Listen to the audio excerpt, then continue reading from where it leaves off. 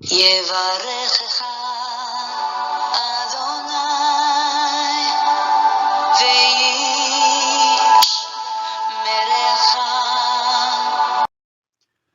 וישמרך. 바레크카 아도나이 베이시메레카.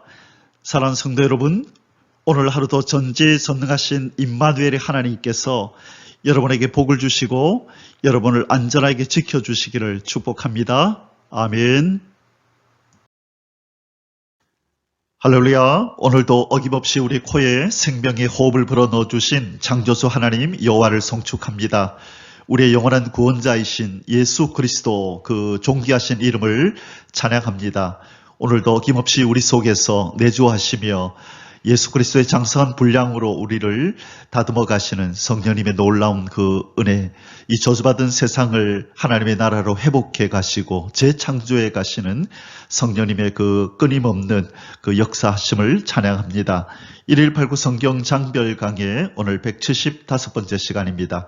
오늘은 신명기 22장 말씀을 함께 공부하도록 하겠습니다. 오늘 제목의 말씀은 어제에 이어서 이 거룩한 백성의 거룩한 생활을 위한 여러 가지 규례들 두 번째 시간을 함께 하겠습니다. 어저께 첫 번째 시간에는요, 이 5가지에 대하여 하나님의 규례를, 하나님 말씀하신 규례를 살펴보았습니다. 그 첫 번째가 무엇에 대한 것이었습니까? 이 비살된 시체, 그러나 범인이 발견되지 않은 비살된 시체가 발견되면 어떻게 해야 하는가? 그리고 두 번째가 포로된 여인과 이 결혼을 하고 싶을 때는 어떻게 해야 하는가? 그리고 세 번째가 이 장자권에 대해서, 아내가 둘이 있는데 어떤 하나는 미움받는, 하나는 사랑하는, 또 사랑받는 그 두 아내의 자녀들 가운데서 누구에게 장자권을 줄 것인가, 이 부분을 우리가 이제 살펴보았죠. 그리고 네 번째가 이 패역한 아들, 패역한 자녀, 이 부모를 공경하지 않는 이 자녀들을 어떻게 해야 하는가. 자, 그리고 저주받아 죽은, 나무에 달려서 저주받아 죽은 이 사람의 시신을 어떻게 처리를 해야 되는지, 이 5가지를 우리가 살펴보았습니다. 자, 이제 오늘은 그 두 번째로, 오늘은 크게 이제 2가지를 살펴볼 텐데요. 이 세분화 되겠지만 크게 이웃사랑, 어떻게 이웃사랑을 실천할 것인가, 그리고 두 번째는 어떻게 순결한 공동체를 유지할 것인가, 순결한 공동체, 이 거룩한 공동체를 이룰 것인가, 이 크게 2가지를 살펴보게 됩니다. 그래서 이웃 사랑을 어떻게 해야 하는지 이제 몇 가지가 나오겠죠. 그리고 순결하게 공동체를 유지하기 위해서는 어떻게 해야 하는지, 이 부분들을 오늘은 자세히 살펴보도록 하겠습니다. 자, 신명기는 3편의 설교로 이루어졌고요. 이 첫 번째 설교는 끝났고 지금 두 번째 설교를 계속 살펴보고 있습니다. 26장까지 두 번째 설교가 이어지는데요. 오늘은 22장 계속해서 이 사회법, 이스라엘의 공동체 속에서, 이 이스라엘의 사회생활 속에서 발생함직한 사건들을 하나님께서 가정하시고 그것들에 대한 규례들을 세워주시고 있습니다. 자, 그래서 오늘 22장에서 이제 또 계속해서 하나님이 어떤 법들을 말씀하시는지 살펴보겠습니다. 지금 이제 우리 총 34장에 걸친 모세의 죽음으로 끝나는 이 신명기 중에서 우리가 지금 어디까지 왔냐면 여기 22장, 이제 오늘 들어간다, 그죠? 그래서 22장, 여기 이제 22장 오늘 공부하고 쭉 이제 내려가게 될 텐데, 오늘은 어떻게 의복을 입을 것이냐, 어떻게 씨를 뿌릴 것이냐, 또 이렇게 이스라엘 공동체 가운데 이 강간범들에 대해서 어떻게 이것을 처리할 것이냐 하는 부분들을 오늘 이제 세세하게 살펴보게 됩니다.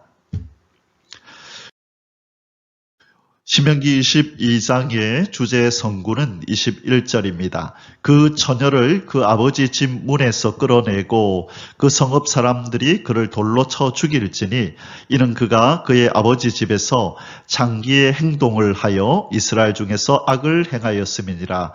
너는 이와 같이 하여 너희 가운데서 악을 제할지니라. 자, 이 내용은 바로 앞부분에 이 20절에서요, 이 처녀가 이제 결혼을 했는데 그 신랑이 이 처녀와 그날 합방을 하고 이 고발을 하기를 이 여자는 처녀가 아니었습니다라고 그렇게 고발을 하면 이 조사를 해서 이 여인이 정말로 그 남편의 고발대로 처녀가 아니었음을 그렇게 아니었음이 발각이 되면 그 성읍 사람들이 그 처녀를 그 여자를 돌로 쳐 죽여라. 그래서 이 많은 사람들이 경각심을 가지고 이스라엘의 이 공동체 안에서는 이 결혼하지 않은 여자가 이렇게 처녀성을 잃는 거에 대해서 이것을 큰 죄악으로 여기고 이것이 그 이스라엘 공동체 안에 퍼지지 않도록 그렇게 하라고 악을 제거하라고 하나님께서 말씀하시는 장면입니다. 자, 이것이 오늘날 우리에게 이제 우리의 신랑이신 예수 그리스도, 신랑 예수 그리스도를 기다리는 우리의 신부된 우리에게 하나님께서 주시는 아주 중요한 영적 교훈이 있다고 생각합니다. 어린 양 혼인잔치를 위해서 이제 이 땅에 다시 오실 때에 우리가 신부된 우리를 부르실 때에 정말로 신랑 예수 그리스도만 사랑하는 모습으로 그렇게 거룩한 신부의 모습으로 준비된 자만이 신랑에게 기쁨이 되고 그렇지 않을 경우에 오늘 이 신명기 22장에 등장하는 이 신랑처럼 이 그 신부된 그 아내를 의심하여서 그렇게 고발하는 일이 그렇게 발생했었는데 우리가 영적으로 우리 주님을 만나는 이 일에 있어서는 주님과의 결혼식에 있어서는 이런 일이 발생하면 안 되겠습니다. 자, 오늘 이런 내용들을 아주 상세하게 하나님께서 이런 경우에는 이렇게 하고 이런 경우에는 이렇게 하고 아주 세세하게 하나님께서 이스라엘 백성들 가운데서 있게 될 이런 어떤 죄악들에 대해서 성적인 죄악들에 대해서 낱낱이 그렇게 말씀하시면서 그 기준을 정확하게 세워주시는 내용이 오늘 신명기 22장입니다. 자, 신명기 22장의 소주제들은 크게 네 가지로 나누어집니다. 첫 번째는 유실물 반환 및 상부상조에 관한 규례, 유실물을 이렇게 죽게 되었거든 반드시 반환하라. 그 너의 소유가 아니고 남의 것이니까 이 유실물을 발견했을 때는 반드시 이 원주인에게 돌려주어라. 그리고 이제 어떤 사람이 어려운 일을 당했을 때에 그냥 보고만 있지 말고 반드시 도우라. 상부상조해야만 한다라고 하는 것을 의무적으로 이렇게 규례를 정하여 주시는 장면입니다. 그것이 첫 번째 소주제인데요. 1절에서 4절. 두 번째는 선민으로서의 순결과 자비에 관한 규례 5절에서 12절입니다. 자, 여기에서는 특별히 거룩한 하나님의 선민으로서의 어떤 삶의 방식을 가르쳐 주시는데 이 남녀가 옷을 바꿔 입지 말라. 남자는 남자의 옷을 입고 여자는 여자의 옷을 입어라. 그런 말씀을 하고요. 이 어미새와 이 새끼새를 동시에 취하지 말라. 어미새와 새끼새를 동시에 취하지 말라. 그것은 잔인한 일이다. 그런 말씀을 하시고요. 그 다음에 어떤 씨를 뿌릴 때에 혼합해서 뿌리지 말라. 혼합해서 씨를 뿌리지 말라. 이런 말씀하시고요. 지금 그래서 이스라엘 백성의 거룩한 구별을 말씀하시는 거예요. 너희들은 구별되어야 한다. 그리고 이제 그 가옥을 지을 때는 난간을 만들어서 혹시나 이웃들이 그 난간이 없음으로 인하여 위험에 빠지지 않도록 집을 짓는 자마다 반드시 난간을 만들어서 위험을 미연에 방지하라라는 이런 말씀들이 이제 두 번째 소주제에서 나타납니다. 그리고 세 번째는 신부의 부정이 제소된 경우에 관한 규례, 아까 주제구절에서 우리가 살펴보았었죠.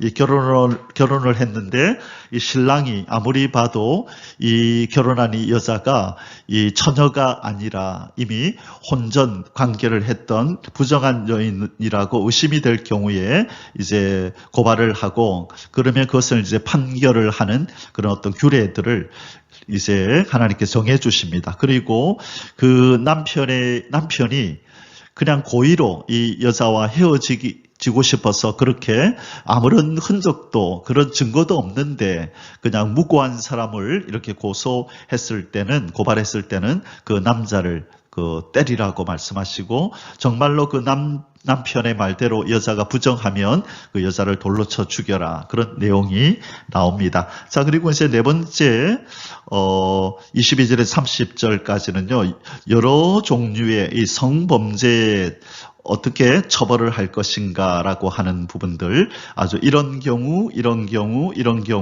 쭉 어떤 그 다른 상황을 이렇게 설정하시고, 이런 경우에는 누가 책임이 있고 이 경우에는 누가 책임이 있다라고 아주 세세하게 그 기준을 정해 주십니다. 자, 그래서 하나님께서는 하나님의 언약 백성들의 공동체 안에서는 이 이웃 사랑과, 자, 크게 두 가지라 그랬죠. 이 이웃을 사랑하라, 그리고 이 성범죄가 그 속 있지 않도록, 이 성적인 죄악이 이스라엘 백성들 이 공동체 안에는 있지 않도록 아주 경각심을 심어 주시는 그런 법을 만들어 주신 것입니다. 자, 이제 본론으로 들어가겠습니다. 첫 번째 소주제를 함께 공부합니다. 유실물 반환 및 상부상조에 관한 규례, 1절에서 4절입니다. 이 하나님의 백성들은 이 형제를 사랑할 뿐만 아니라, 그렇죠, 이 사람을 사랑해야 되죠. 사람을 사랑할 뿐만 아니라 이 형제 같은 동족된 이 같은 공동체 안에 있는 이 이스라엘 백성들, 형제를 사랑할 뿐만 아니라 이 형제의 소유물까지도 존중해 주라고 말씀합니다. 그들의 그 소유물도 존중히 여기고 그들이 잘 이렇게 그걸 간직할 수 있도록, 유지할 수 있도록 도와주라고 말씀하십니다. 자, 모세는 지금까지 어떻게 이스라엘 백성이 하나님을 잘 경외하고 섬길 것인지에 대해서 쭉 말씀을 하다가, 지금 여기에서는 이제 이웃 사랑, 특별히 이웃 사랑에 대해서 아주 강조를 하시고 있습니다. 그래서 이 하나님 사랑은 무엇으로 나타나야 된다? 이웃 사랑으로 나타나야 된다. 보이는 이웃을 사랑하지 못하면서 보이지 않는 하나님을 사랑한다는 것은 불가능한 것이죠. 신약에서도 보이는 부모를 공경하지 못하면서 보이지 않는 하늘의 아버지를 공경한다는 것은, 그것은 어불성설이다. 그것은 말이 안 된다는 것이죠. 그것처럼 오늘 하나님께서 모세를 통하여 너희들이 나를 진정 사랑한다면 내가 사랑하는 내 백성, 내 자녀된 이웃을, 이스라엘 백성들을 사랑하라, 그렇게 말씀하고 계신 것입니다. 그래서 이 물건을 주었을 때는 반드시 주인에게 찾아서 되돌려 주고, 또 이웃의 우양, 이 소나 양이나 나귀가 위험에 빠졌거든 반드시 도와주라, 그렇게 말씀하시는 겁니다. 그래서 내 것이, 이 이스라엘의 공동체는 내 것이 곧 너 것이고 너의 것이고 너의 것이 곧 나의 것이 되는 바로 그러한 특별한 사회인 것입니다. 바로 언약 공동체라고 하는 것은 내 것이 네 것이고 네 것이 내 것인, 그래서 서로가 서로의 것을 존중해주고 아끼고 유지 보존할 수 있도록 서로 상부상조해야 하는 사회가 바로 하나님이 세우신 언약 공동체 이스라엘 백성들인 것입니다. 1번, 형제의 길 잃은 가축을 보거나 뿐만 아니라 분실물을 습득하게 되었을 경우 반드시 주인을 찾아 돌려주라 명하심, 1절에서 3절입니다. 1절, 내 형제의 소나 양이 길 잃은 것을 보거든 못 본 채 하지 말고 너는 반드시 그것들을 끌어다가 내 형제에게 돌릴 것이요, 내 형제가 내게서 멀거나 또는 내가 그를 알지 못하거든 그 짐승을 내 집으로 끌고 가서 내 형제가 찾기까지 내게 두었다가 그에게 돌려줄지니 나귀라도 그리하고 의복이라도 그리하고 형제가 잃어버린 어떤 것이든지 내가 얻거든 다 그리하고 못 본 채 하지 말 것이며. 아멘. 자, 여기에서 하나님은 이스라엘 백성들에게 이 적극적으로 자, 이 두 가지 죄를 미리 방지하시기 위해서 이런 규례를 만드십니다. 적극적인 죄를 범할 가능성이 있죠. 그것은 뭘까요? 이 습득해서 자기 소유로 삼는 것, 못 본 채 하고 이거 원래 내 것이었다라고 거짓말할 수가 있다, 그죠?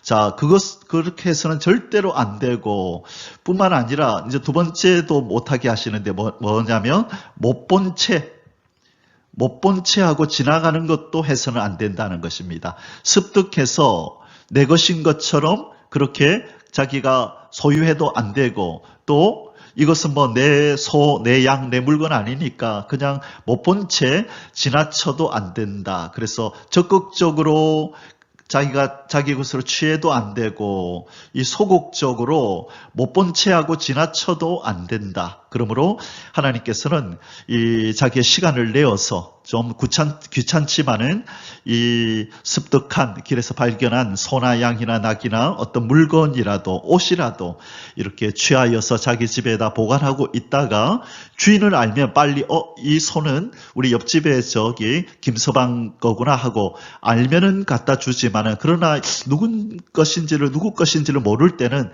자기 집에서 보관하고 있다가 누가 혹시 우리 집 소 못 봤소 하고 찾아오면 혹시 내 옷을 흘렸는데 옷을 혹시 못 봤소라고 하면 여기 있어 하고 내어주라는 것입니다. 이것이 바로 이웃 사랑을 실천하는 것이죠. 내 이웃의 물건들, 내 이웃의 소유를 존중히 여기는 바로 그러한 태도인 것입니다. 하나님께서는 이러한 것까지도 아주 세세하게 가르치시고, 이스라엘 백성들, 거룩히 구별한 하나님의 백성이 이러한 마음을 가지고 살아가기를 그렇게 원하시는 것입니다. 자, 우리 하나님의 그 마음을 느낄 수 있는, 하나님이 자기 백성을 사랑하시는 마음을 느낄 수 있는 그런 본문입니다. 2번, 형제의 낙이나 소가 넘어져서 공경에 처한 것을 보거든 반드시 그 형제를 도와주라 명하심.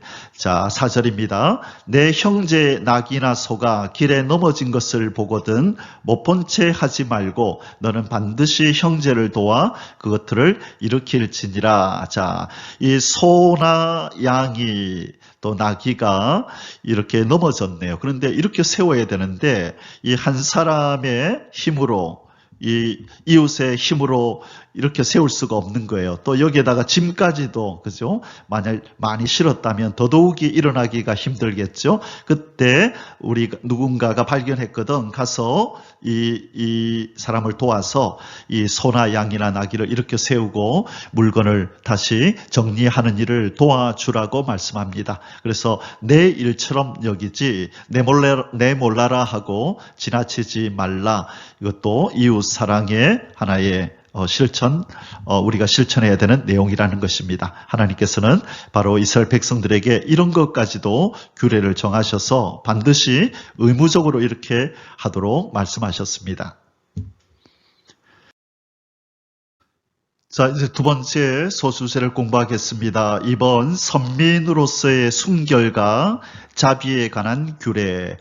5절에서 12절에서요, 하나님께서는 거룩하게 구별한 이 선민 이스라엘이 이 구별되기를 원하셨습니다. 순결하고 거룩하고 이렇게 구별된 삶을 살기를 원하셨는데 혼합돼서는 안 되는 거죠. 구별의 반대는 혼합이죠. 섞이는 거죠. 섞이지 말라라고 말씀합니다. 그래서 어떻게 선민으로서 구별된 하나님의 백성으로서의 삶을, 그 태도를 표현하며 살 것인가, 이런 것들을 하지 말라. 너희들의 거룩성, 순결성을 유지하기 위해서 너희들의 삶의 태도를 바로 해야 된다. 너희들의 삶 속에서 이런 것들을 실천하며 너희들이 구별된 백성들이라는 것을 늘 기억하며 살아야 된다. 그렇게 말씀하시는 가운데 이제 새를 이렇게 잡을 때도, 새를 취할 때도 이 어미새와 새끼새를 동시에 취하지 말라. 이 생명체들에 대해서도 아주 존중이 여기는 마음, 이 생명을 귀중히 여기는 마음을 표현하기를 하나님이 원하시는 내용이 오늘 이 두 번째 소주제 5절에서 12절에 나타납니다. 1번, 남녀의 의복을 바꾸어 입지 말라. 자, 남자가 여자 옷을 입고 여자가 남자 옷을 입는 이런 행위를 하지 말라고 말씀합니다. 5절입니다.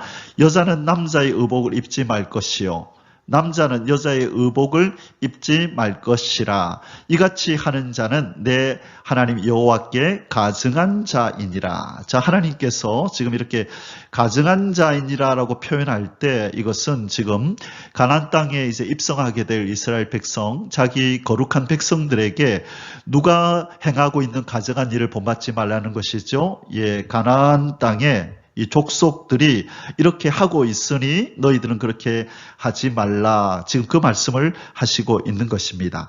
자, 이 가나안 땅, 이스라엘 백성이 들어가서 살게 될 가나안에서는요, 특별히 이 아스다롯이라는 이 우상을 섬겼는데요. 이 아스다롯을 섬기기 위해서 이 사람들이 가면을 쓰고 또 이성의 옷을 입었다고 합니다. 이성의 옷을 입고 이 우상을 섬겼었는데 바로 이 하나님께서는 이것을 아시고 이스라엘 백성들이 그들의 풍습을 본받지 않도록 그렇게 하신 것입니다.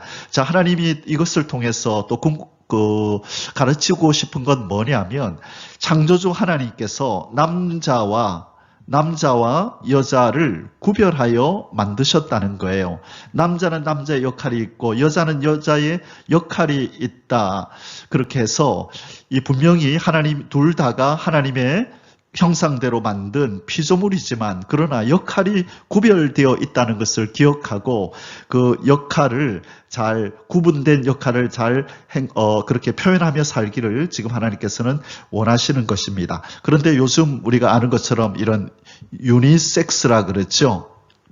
그래서 남자 여자 할 것 없이 남자 여자 할 것 없이 그냥 여자 거 남자 거 구분 없이 그냥 서로 입고 사용하고 하는 것들을 우리는 보게 됩니다. 이게 이제 지나쳐 가지고 동성연애까지 하는 자들이 나타나게 된 거죠. 어떻게 서서히 이렇게 되었을까요? 바로 너 남자 여자 할 것 없이 우리는 똑같다라는 의미로 이제 유니섹스라는 이런 어떤 그 문화 풍조가 생겨났죠. 그게 이제 지나쳐서 동성연애가 그냥 자연스럽게 이루어진 것입니다. 하나님께서는 이러한 일을 미연에 방지하기 위해서 절대로 이 가나안 족속들이 행하는 이러한 일들 하지 말라. 어디서부터 시작한다고요? 옷을 바꿔 입는 것으로부터 이런 죄가 점점 이렇게 깊어지기 시작한다는 것입니다.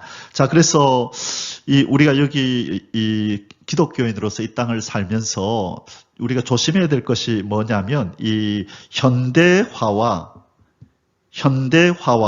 이 세속화를 구별해야 됩니다.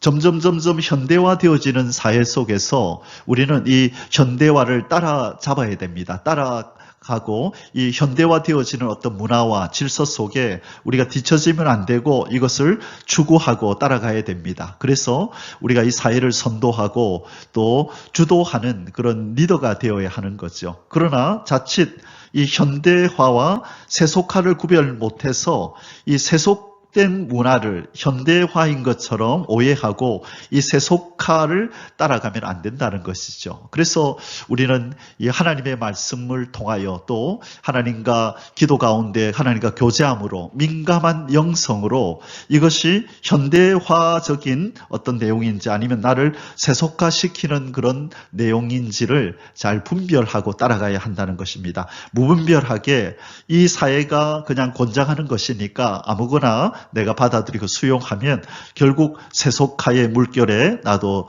그렇게 휩쓸릴 수밖에 없다는 것입니다. 그래서 이 남녀가 서로 남자가 여자처럼 뭐 머리를 그렇게 길게 하고 또 옷을 여성스러운 옷을 입는다든지 또 이제 여자가 이제 보이시 스타일 그런 표현을 쓰잖아요. 여잔데 꼭 남자 같은 그런 옷을 입고 하나님께서는 그렇게 하지 말라고 말씀합니다. 이것은 자칫 잘못하면 세속화의 첫 발걸음이 될 수도 있기 때문이고 그 다음에 가나안 땅에 있던 이 아스타롯을 섬기던 이 가나안의 족속들이 이러한 문화를 가지고 있었기 때문에 하나님께서는 조심하라고 지금 말씀하고 있는 것입니다. 자, 하나님의 의도를 아시겠죠? 분명히 남자와 여자로 창조한 그 역할을 구별된 역할을 잘 하면서 살아야 한다라고 자기 백성에게 가르치고 계신 것입니다.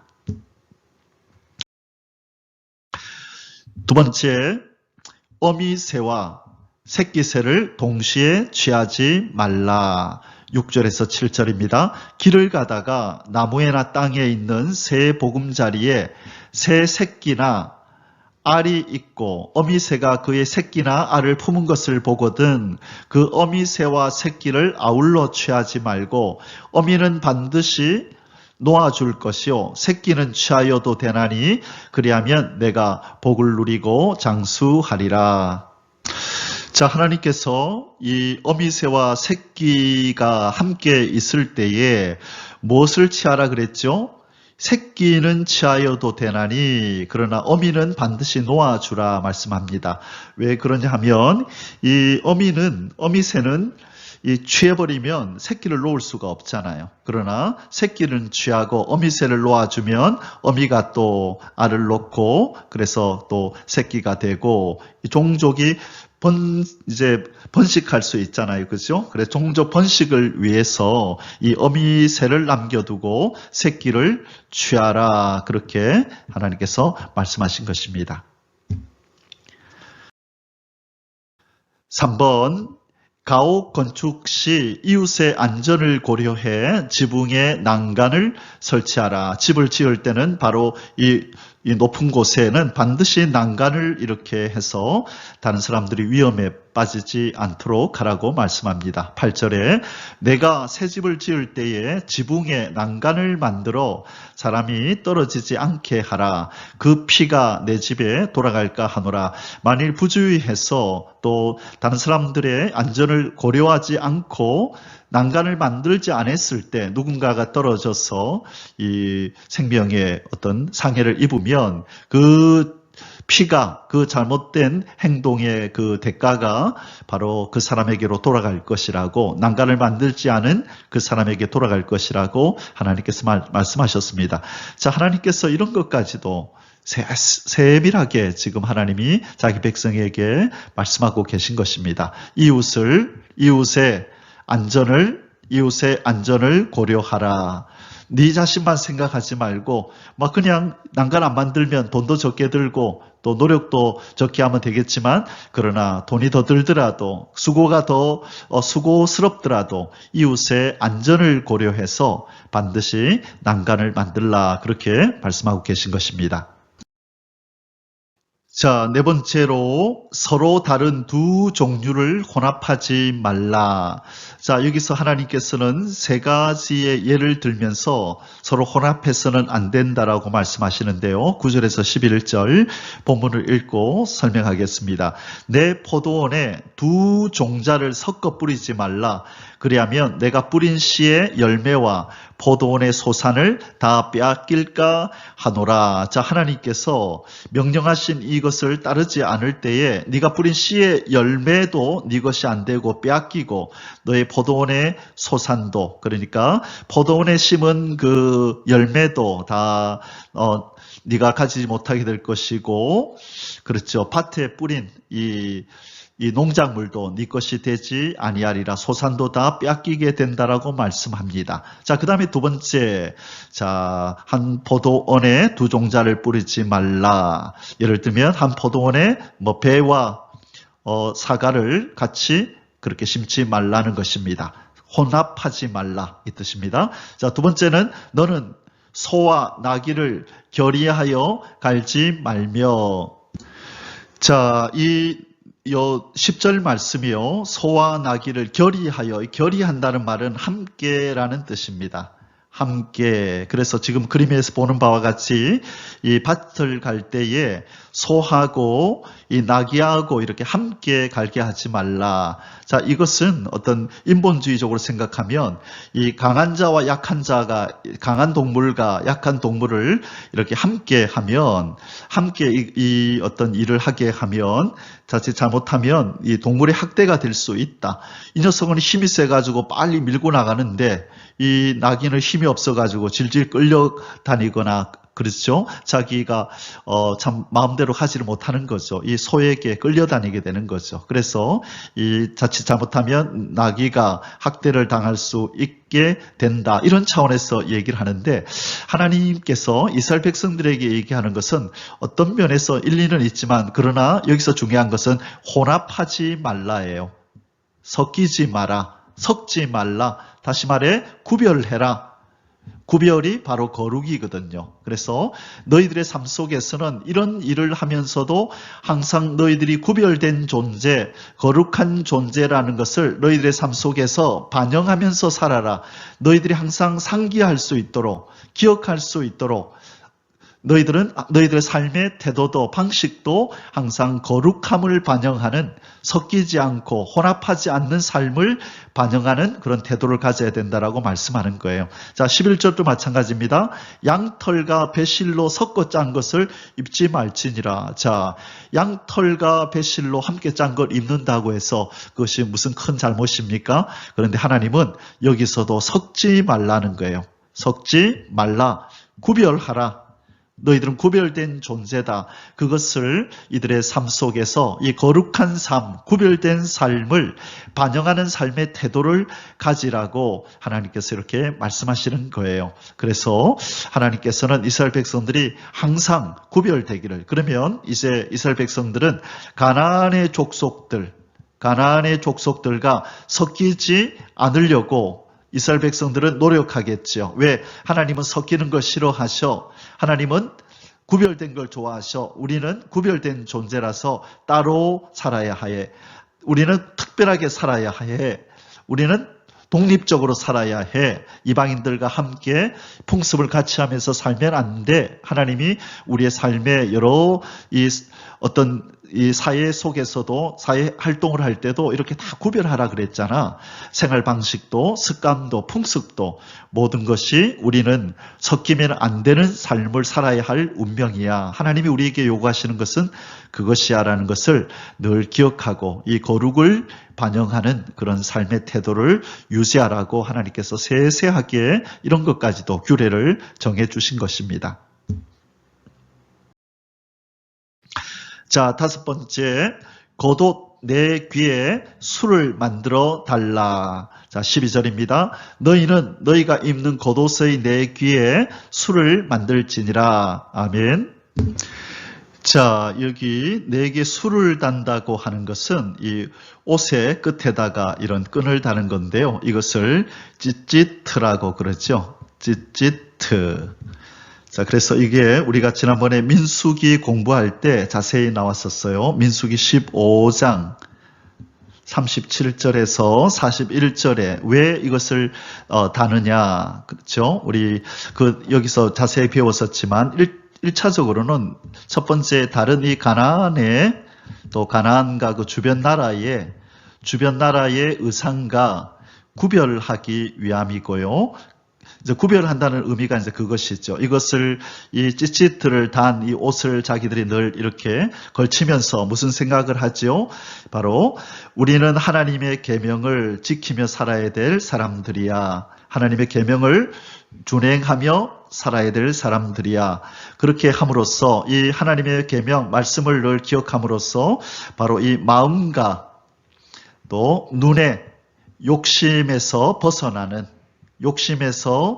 벗어나는 삶을 살게 하기 위해서 하나님이 이렇게 하신 것입니다. 그래서 이들이 이제 그 메주자라고 하는 거 기억나시죠? 그들의 이 문설주에다가 메주자를 붙이고, 그 다음에 그들의 이마에나 팔에는 테필린을 붙이고, 이제 다음 그림을 제가 보여드릴 텐데요. 이런 것을 통해서 메주자, 테필린, 그 다음에 찌치트 이런 것들을 통해서 그들이 하나님의 거룩히 구별된 백성임을, 하나님의 계명을 지키며 살아야 될 백성임을, 그러므로 그들의 마음을 지키고 눈을 지켜서 세상의 욕심에서 벗어나 거룩한 삶을 영위할 수 있도록 바로 하나님께서 장치를 주신 것이죠. 안전장치인 것입니다. 그래서 여기서도 하나님이 모세를 통하여 너희들의 입는 겉옷에 내 귀에 술을 만들어라. 그 목적은 그 용도는 민수기 15장 37절에서 41절에 자세히 기록되어 있으니 참고하시기 바랍니다. 자, 이 그림이 하나님께서 자기 거룩한 백성들이 하나님의 계명을 기억하며 구별된 선민으로서 살기를 원하셔서 이렇게 안전장치를 그들의 삶 속에, 그들의 몸에 이렇게 갖추게 한 것입니다. 첫 번째가 이 메주자라고 그들의 문설주에다가 이렇게 하나님 말씀을 담은 이 메주자를 이렇게 붙이게 하고 그들의 이 이마와 이 왼손에다가 이제 이렇게 손을 이렇게 모으면 이곳이 심장이 이렇게 닿는, 그래서 마음과 지식, 이성을 주관하는 것들을 바로 하나님의 말씀이 하게 하라. 그래서 이것을 테필린이라고 하죠. 그렇죠? 여기 팔과 이마에. 그리고 앞에 있는 이 박스가 바로 쉐마 박스. 쉐마, 신명기 6장 4절에서 9절에 들으라 이스라엘아. 근데 쉐마 이스라엘, 들으라, 너희들은 들으라라고 하는 그 구절이 이 안에 들어있다고 합니다. 그리고 이제 이마에 쓰는 이 조그마한 모자를 키파라고 하고요. 그 다음에 이제 우리가 오늘 본문에 나왔던 이 찌찌트, 내 수렛 옷, 네 개의 모퉁이에다, 끝에다가 술을 다는 거, 이것을 찌찌트라고 하죠. 그래서 이스라엘 백성들은 항상 이런 것들을 통하여 우리는 구별된 백성이야, 우리는 하나님의 계명을 지키며 살아야 할 선민이야 라고 하는 것을 늘 상기하며 살 수 있었던 것입니다. 자, 이제 세 번째 소주제를 공부하겠습니다. 우리 그 주제 성구에서 나왔던 구절이 있는 바로 그 내용인데요. 신부의 부정이 제소된 경우에 관한 규례. 자, 신랑이 신부가 부정한 여인입니다라고 그렇게 이 공동체에 제소를 했을 때 이제 어떻게 해야 하느냐. 그것이 정말 그러한가 아닌가 이제 판결을 해야 되잖아요. 그래서 어떤 절차를 밟게 되고 그것이 이 남편이 그냥 이 아내를 모함한 일이거든. 이 남편에게 어떻게 하고 실제로 이 여인이 부정한 여인이거든. 이 여인에게 어떻게 하라라고 하는 규례를 하나님이 주셨습니다. 자, 1번 신랑이 부당하게 신부의 순결을 문제 삼을 경우 밟을 절차. 신랑이 부당하게 아무 근거도 없는데 증거도 없는데 괜히 신부의 순결 문제를 문제 삼아서 그렇게 제소를 해오면 이렇게 하라라고 말씀하십니다. 13절에서 19절 누구든지 아내를 맞이하여 그에게 들어간 후에 그를 미워하여 비방거리를 만들어, 자, 아무런 그런 근거 없이 비방거리를 만드네요. 이 여자는 처녀가 아니었습니다라고 그렇게 비방거리를 만들어 그에게 누명을 씌워 이르되 내가 이 여자를 맞이하였더니 그와 동침할 때에 그가 처녀임을 보지 못하였노라 하면, 자, 억울한 누명을 쓴 이 여자의 부모가, 그 처녀의 부모가 그 처녀인 표를 얻어가지고 그 성문 장로들에게로 가서 그 처녀의 아버지가 장로들에게 말하기를 내 딸을 이 사람에게 아내로 주었더니 그가 미워하여 비방거리를 만들어 말하기를 내가 내 딸에게서 처녀임을 보지 못하였노라 하나 보라.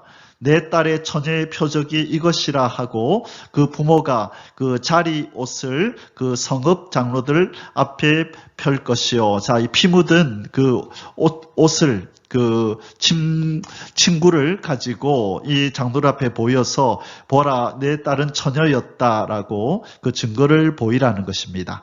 자, 그래서 처녀성이 파괴될 때에 그렇게 남게 되는 그 핏자국을 보여주면서 보라 분명히 내 딸은 처녀였지 않느냐, 이 남자, 이 신랑이 그냥 무고한 사람을 누명을 씌워서 비방거리로 만드는 것이다 라고 항변을 하라는 것이죠. 자, 그러면 이제 누가 이걸 판결해야 되죠? 성문에 있는 장로들이 재판을 이제 해야 되는 것입니다.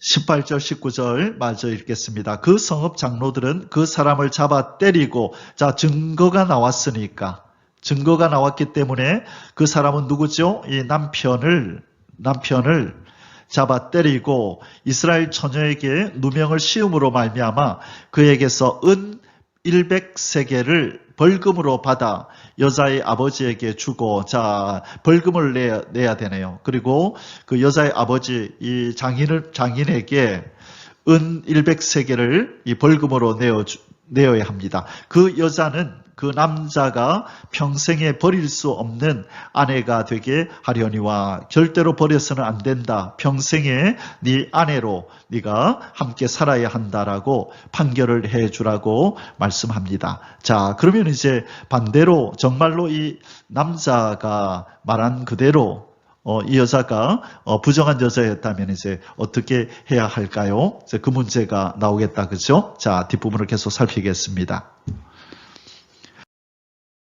2번, 실제 신부가 순결한 처녀가 아닌 것으로 드러날 경우 처리 방법 20절에서 21절. 그 일이 참되어 그 처녀에게 처녀의 표적이 없거든 그 처녀를 그의 아버지 집 문에서 끌어내고 그 성읍 사람들이 그를 돌로 쳐 죽일지니 이는 그가 그의 아버지 집에서 창기의 행동을 하여 이스라엘 중에서 악을 행하였음이니라. 너는 이와 같이 하여 너희 가운데서 악을 제할지니라. 이 여인이 결혼하기 전에, 시집 오기 전에 이미 창기의 노릇을 했다는 것이죠. 그래서 그의 아버지 집에서 이 창기 행동을 한 그 여인을 끌어내어서 돌로 쳐 죽여라 말씀합니다.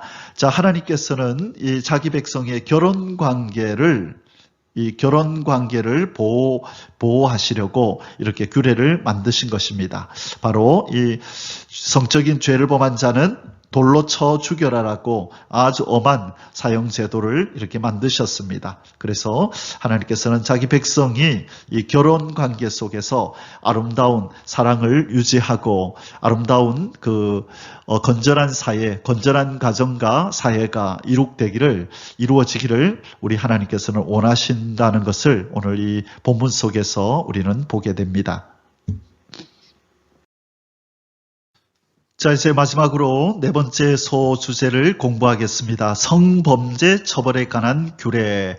하나님께서는 이스라엘 언약 공동체 안에서 발생하는 이 성범죄에 대해서 아주 심각하게 이것을 다루고 또 이것을 아주 엄하게 처벌하라고 말씀하고 계십니다. 22절에서 30절입니다. 1번, 남자가 유부녀와 통간하다 붙잡힌 경우. 22절에 어떤 남자가 유부녀와 동침한 것이 드러나거든 그 동침한 남자와 그 여자를 둘 다 죽여 이스라엘 중에서 악을 제할지니라.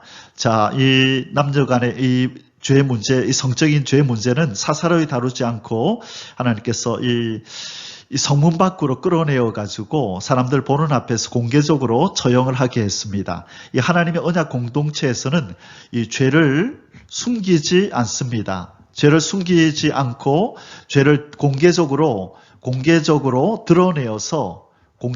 드러내어서 사람들에게 이 심각성을 알리고 이것이 얼마나 하나님 앞에 큰 죄인지를 그렇게 알리도록 하나님께서 하신 것입니다. 왜냐하면 이 공동체에서 악을 제거하지 않으면 바로 이 공동체 전체의 죄가 깊이 오염되기 때문입니다. 그래서 일벌백계 차원에서 바로 이 둘을 다 돌로 쳐 죽여라 그렇게 하나님께서 말씀하십니다. 2번, 남자가 타인과 약혼한 여자와 성읍에서 통관한 경우 23절 24절 자 남자가 이번에는 약혼한 여자와 성읍에서 장소가 이제 중요합니다. 성읍에서 사람들이 거하는 사람들이 주변에 있는 주변에서 거주하고 있는 성읍에서 통관한 경우 어떻게 해야 되느냐? 처녀인 여자가 남자와 약혼한 후에 약혼여다 그죠? 예, 약혼한 여자가 어떤 남자가 그를 성읍 중에서 만나 동침하면 너희는 그들을 둘 다 성읍 문으로 끌어내고 자 여기서도 성읍 문이죠. 공개적으로 많은 사람들 앞에서 그들을 돌로 쳐 죽일 것이니 그 처녀는 성 안에 있으면서도 소리 지르지 아니하였으며 그 남자는 그 이웃의 아내를 욕보였음이라 너는 이같이 하여 너희 가운데서 악을 제할지니라. 자, 이 남자는 이 이웃의 아내를 욕보인 죄 그리고 이 여자는 분명히 소리를 지르면 도움을 받을 수 있었음에도 불구하고 소리 지르지 않았다는 것은 그 여자도 의도를 가지고 이 죄를 범했다고 인정하는 것이죠. 이럴 때는 이 둘 다를 돌로 쳐 죽여라 그렇게 말씀합니다. 자 이제 다음에는 성읍이 아니라 도울 사람이 없는 그 들판에서 이런 일이 일어났을 경우에는 어떻게 하고 누가 책임이 있는가, 누구를 처벌하는가 하는 문제를 다룹니다. 3번 남자가 타인과 약혼한 여자를 들에서 강간한 경우 자 25절에서 27절인데요. 이번에는 성읍이 아니라 들입니다. 사람이 없는 들에서 만일 남자가 어떤 약혼한 처녀를 들에서 만나서 강간하였으면 그 강간한 남자만 죽일 것이요 처녀에게는 아무것도 행하지 말 것은 처녀에게는 죽일 죄가 없음이라. 이 일은 사람이 일어나 그 이웃을 쳐 죽인 것과 같은 것이라. 남자가 처녀를 들에서 만난 까닭에 그 약혼한 처녀가 소리 질러도 구원할 자가 없었음이니라. 그러므로 여자에게는 죄가 없고 바로 이 남자만 죽이라고 말씀합니다. 자, 4번 남자가 약혼하지 아니한 처녀와 통관하다가 붙잡힌 경우 자 이제는 처녀입니다. 약혼하지 않은 결혼하지 않은 처녀와 통관하다가 잡혔을 경우에는 어떻게 하느냐 28절에서 29절 만일 남자가 약혼하지 아니한 처녀를 만나 그를 붙들고 동침하는 중에 그 두 사람이 발견되면 그 동침한 남자는 그 처녀의 아버지에게 은 50세겔을 주고 그 처녀를 아내로 삼을 것이라. 그가 그 처녀를 욕보였은즉 평생에 그를 버리지 못하리라. 자, 하나님께서 이스라엘 백성들 가운데 발생함직한 여러 상황들을 고려하셔서 여러 어떤 상황을 고려하시고 그것에 맞는 기준을 정해 주십니다. 판결 기준이죠. 그래서 이스라엘 백성들이 혼돈에 빠지지 않도록 그렇게 하나님이 혼란에 빠지지 않도록 말씀해 주신 것입니다. 자, 이런 경우는 어떻게 해야 되나? 저런 경우에는 어떻게 해야 되나? 그때 어떤 특별한 기준이 없다면 이제 판결하는 일에 있어서 다툼이 일어나고 분쟁이 일어나겠죠. 그래서 하나님은 여러 상황을 고려하시고 판결 기준, 다른 판결 기준을 분명하게 이렇게 세워주시는 것입니다. 자, 오늘 마지막 본문입니다. 5번 아비의 후시를 취하는 것은 아비를 욕보이는 것이므로 절대 금함. 30절입니다. 사람이 그의 아버지의 아내를 취하여 아버지 하체를 드러내지 말지니라. 자, 이전에 개혁 한글에서는요, 아비의 후실이라 이렇게 표현했었는데, 요번에 개혁 개정에서는 아버지의 아내다 이렇게 표현했습니다. 자, 이 아버지의 아내라고 하면 좀 이렇게 혼돈되기 쉽죠. 아버지의 아내니까 부인이잖아요. 그죠? 부인으로 오해하기 쉬운데 이전의 성경에 후실이라고 번역한 것이 오히려 더 정확합니다. 왜냐하면 이 히브리어에 보니까 에쉐트 아비후 이런 표현을 쓰는데 이것은 직역을 하면 그의 아비의 여자 이런 뜻입니다. 그의 아비의 여자, 그의 아비의 여자를 취하여 아버지의 하체를 드러내지 말라, 그런 뜻입니다. 이는 아버지의 부인 이외에, 이 부인이 아니라는 거예요. 부인 이외에 이런 어떤 성관계를 맺는 첩과 같은 어떤 그런 여자를 의미합니다. 그래서 아버지가 첩을 뒀는데 그 첩과 이 성관계를 맺어서는 안 된다, 그런 말씀이죠. 그것은 바로 아버지의 하체를 드러내는 것인데, 아버지의 하체를 드러낸다는 말은 바로 이 아들이 아버지와 어떤 관계를 갖는다는 뜻이 아니라, 이것은 바로 이 아버지와 성관계를 맺고 있는 이 여자를 범함으로 말미암아 아버지를 수치스럽게 하는 것이고, 아버지의 권위를 침해하는 것이라는 거예요. 아버지의 권위를 침해하는 행위이다.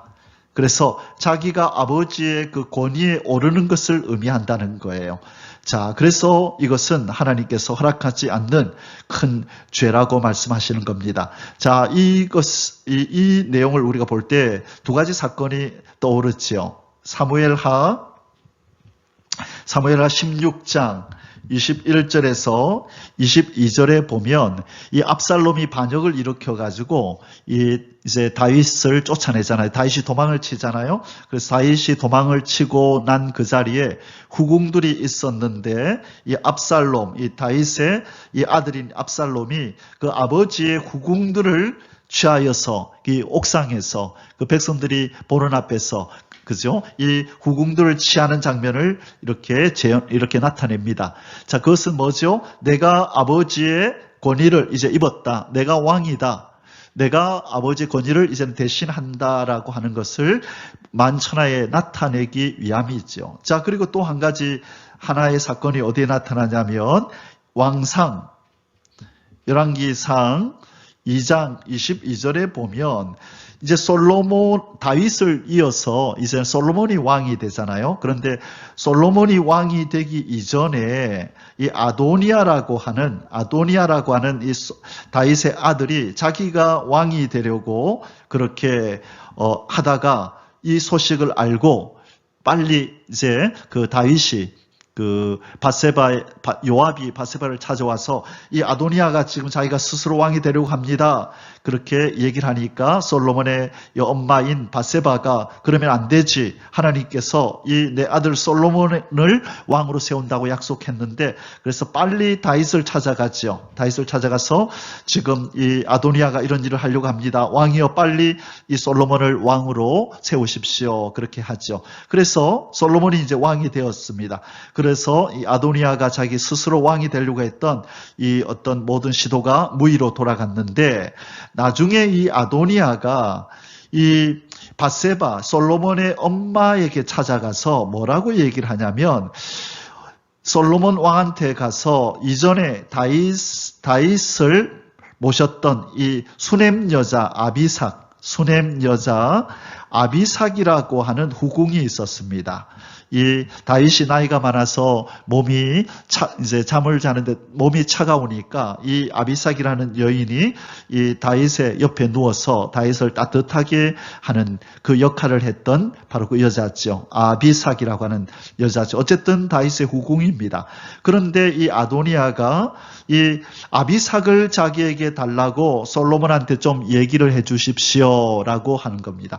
그래서 밧세바가 알겠다 하고 아들 솔로몬 왕에게 가서 아도니아를 위하여 저 아비삭을 아내로 주면 좋겠다 하니까 솔로몬이 대노하면서 아도니아를 당장 죽이라고 명합니다.